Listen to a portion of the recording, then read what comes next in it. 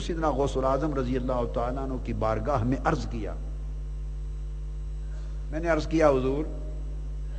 میری مجبوری ہے، میرا عہد ہے، میری زبان ہے، وہ کام میں نے نہیں کرنا اور نہ میں اس کو توڑنا چاہتا ہوں، نہ میں توڑوں گا انشاءاللہ۔ مگر دوسری طرف مشکل یہ ہے کہ سادہ لو اور رفقا ہیں، ہر کوئی تعلیم یافتہ نہیں، ہر ایک کا شعور پختہ نہیں، وہ دین کی راہ پہ محنت کر کر کے ان کو لگاتے ہیں، چلاتے ہیں، تربیت دیتے ہیں، اللہ کے دین کے لیے نوکری کرتے ہیں، رات دن لگاتے ہیں، مال خرچ کرتے ہیں، جان خرچ کرتے ہیں، وقت خرچ کرتے ہیں، اللہ کے دین کی اقامت کے لیے، فروغ کے لیے، دعوت اسلام کے لیے مشن کو لے کے آگے بڑھتے ہیں۔ چلتے چلتے اچانک راستے میں کہیں اندر گھس جاتے ہیں اور جیسے بھیڑ بکریوں کا برا ریوڑ ان میں سے کھینچ کھینچ کے لے جاتے ہیں، لے جا کے ایک تفرقہ پیدا ہو جاتا ہے اور مشکلات پیدا ہوتی ہیں۔ تو میں نے ایک عرض بھیجی، درخواست بھیجی حضور سیدنا غوث العظم رضی اللہ تعالیٰ عنہ کی بارگاہ میں، اور عرض کیا حضور جہاں اتنی شفقتیں فرمائی ہیں اور اپنے فیض کے چشمے جاری کیے ہیں اور اتنی کرم نوازیاں کی ہیں، اتنی عنایتیں کی ہیں اور اپنے اس فیض میں سے حصہ عطا کیا ہے جو آقا علیہ السلام نے 7 مرتبہ زبان مبارک سے لعاب دہن سیدنا غوث العظم کے منہ میں ڈال کر فیض یاب کیا تھا، جہاں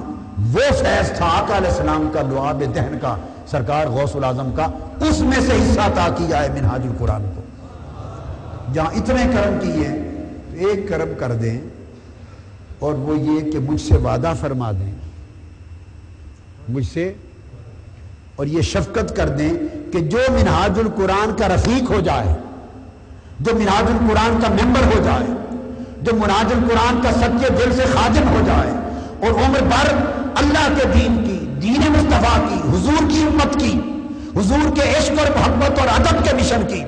دین اسلام کی اقامت کے مشن کی، اسلام کی دعوت کے فروغ کے مشن کی، اسلام کے حیا کے مشن کی، اس دین کے تجدید کے مشن کی، آقا کی امت کی اصلاح کے مشن کی، اس نوکری کی جو سچے دل سے خدمت کرنے لگ جائے اور استقامت کے ساتھ کرے اور رفیق ہو جائے،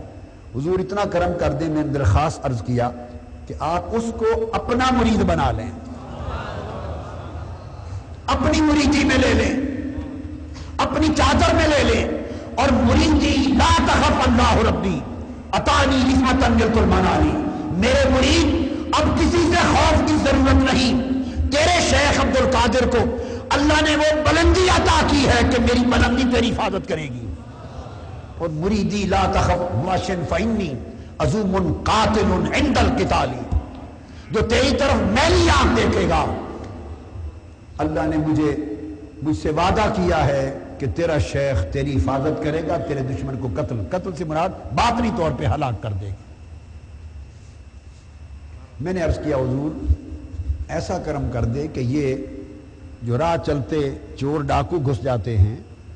اور بھیڑ بکریاں سمجھ کے اچک کے لے جاتے ہیں اور ان کی وفاداریاں بدلتے ہیں اور اللہ کے دین کی خدمت سے دور ہو جاتے ہیں، رفتہ رفتہ ان کے ذہن میں بٹھا دیتے ہیں بھئی ہمارے پیر صاحب نے یہ کہہ دیا ادھر نہیں جانا، ان کا خطاب نہیں سننا، ان کے مشن میں کام نہیں کرنا۔ ابھی سعودی عرب میں گیا، ہر ملک میں یہ مشکل تھی، تو رفقا مجھے ملے، خمیس سے، مشید سے، ابھا سے، جگہ جگہ سے، میں کتنے ملکوں کا کس کس جگہ کا نام لوں جہاں یہ مشکلات رفقا، سادہ لو رفقا ہے، اور ان کو کہہ دیتے ہیں آپ مرتد ہو گئے، آپ نے ہاتھ میں ہاتھ نہیں دیا جہنم میں چلے گئے، مرتد ہو گئے۔ سادہ لو لوگ گھبرا جاتے ہیں سخت سخت دھمکی امیز لفظ سن کر۔ اب ہر بندہ تو دوڑ کے نہیں آ سکتا میرے پاس کہ آ کے اپنی مشکل بیان کرے، تو بڑے لوگ اس پریشانی میں، گھبراہٹ میں رہ گئے۔ تو میں نے عرض کیا حضور اتنا کرم کر دیں کہ یہ جو پونجی محنت سے تیار کرتے ہیں یہ محفوظ رہے، یہ محفوظ رہے، اور اس کی حفاظت کی، روحانی حفاظت کی شکل یہ ہے آپ آقا کہ جہاں میں آپ کی غلامی اور مریدی میں ہوں، میرے مشن کا ہر رفیق اسی طرح آپ کی غلامی اور مریدی میں ہو جائے۔ یہ وعدہ دے دیں کہ آپ براہ راست اس کے شیخ اور پیر و مرشد ہوں گے، اسے پھر کسی جگہ ہاتھ دینے کی حاجت نہیں ہوگی، آپ کی مریدی اور آپ کی غلامی میں رہے گا۔ میں آپ کو اللہ کے گھر میں جہاں بیٹھا ہوں اور منبر رسول ہے، اللہ کا گھر ہے، ماہ رمضان کا عشرہ ہے اور اعتکاف کی رات ہے، 25ویں کی رات ہے۔ اللہ کی عزت کی قسم کھا کے بتا رہا ہوں، اور تاجدار کائنات کے گنبد خضرا کی قسم کھا کے بتا رہا ہوں، اللہ کو گواہ بنا کر کہہ رہا ہوں، درخواست کی اور 1 سال تک جواب نہ آیا۔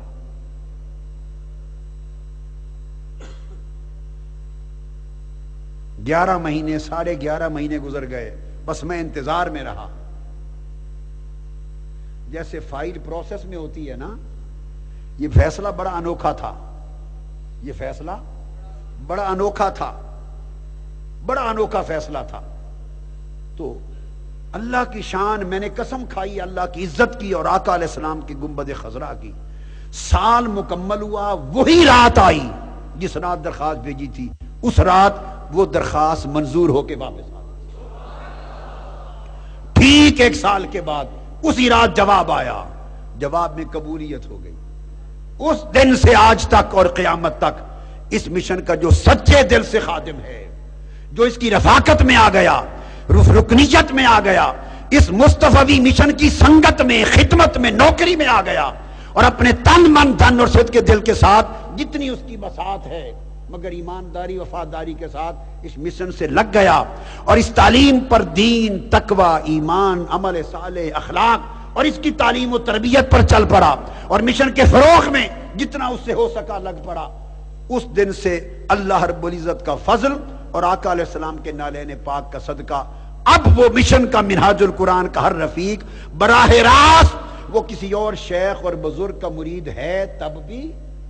پہلے سے اگر ہے تب بھی وہ قائم رہے اور قائم رہے گا، اور اگر نہیں بیعت کی تب بھی، دونوں صورتوں میں منہاج القرآن کا ہر رفیق حضور غوث پاک کا مرید ہے۔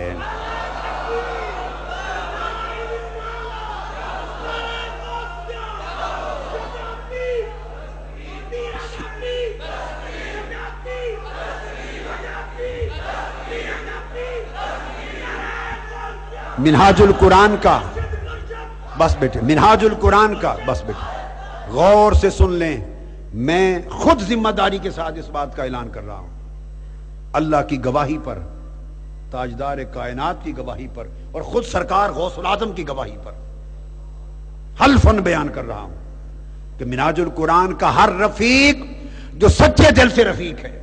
وفادار ہے، وفاداریاں تقسیم نہیں کرتا، دھوکہ بازی نہیں کرتا، مشن میں تفرقہ نہیں کرتا، فتنہ پروری نہیں کرتا، صدق کے دل سے استقامت کے ساتھ اس مشن پر ہے، رفاقت لیتا ہے، رفاقت میں ہے، وہ براہ راست حضور سیدنا غوث العظم کا مرید ہے، مرید ہے، مرید ہے۔ اور میں یہ بات بھی اعلان کرتا ہوں آج اعتکاف کے موقع پر کہ قیامت کے دن اگر مجھے سرکار غوث العظم رضی اللہ تعالیٰ عنہ نے اپنے جوڑوں میں، اپنی کملی میں، اپنی چادر میں، اپنے مریدوں کی صف میں شامل کیا تو خدا کی عزت کی قسم میرے سارے رفقا وہی شامل ہوں گے، وہی کھڑے ہوں گے۔